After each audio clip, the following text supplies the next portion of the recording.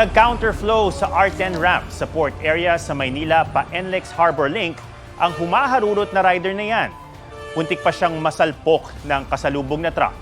Hindi na natunto ng pamunuan ng NLEX kung sino ang rider pero posibleng nalito raw ito sa pagpasok. Pinag-aaralan nila ngayon ng pagdaragdag ng mga karatula para iwas aksidente. Nahuli kamang pag-spark at pagputok sa isang poste ng kuryente sa Cagayan de Oro City. Nag-fireworks agad siya. Oh my God, Lord. Heavenly Father God, wala ka kasi. Ayon sa Bureau of Fire Protection, nagkaroon ng brownout sa lugar. Pagbalik ng supply ng kuryente, saka pumutok ang poste.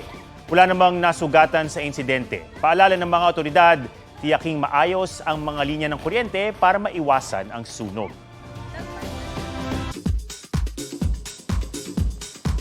Balik showbiz na si Tom Rodriguez. Unti-unti na raw tumatanggap ng proyekto ang Kapuso actor matapos magbalik bansa noong nakaraang buwan. Mahigit 2 taong nagpahinga sa Amerika si Tom, kasunod ng hiwalayan nila ni Carla Abellana. Naging daan din daw ito para sa kanyang emotional healing. Sa ngayon, pinaghahandaan niya ang concert version ng Ibarra the Musical.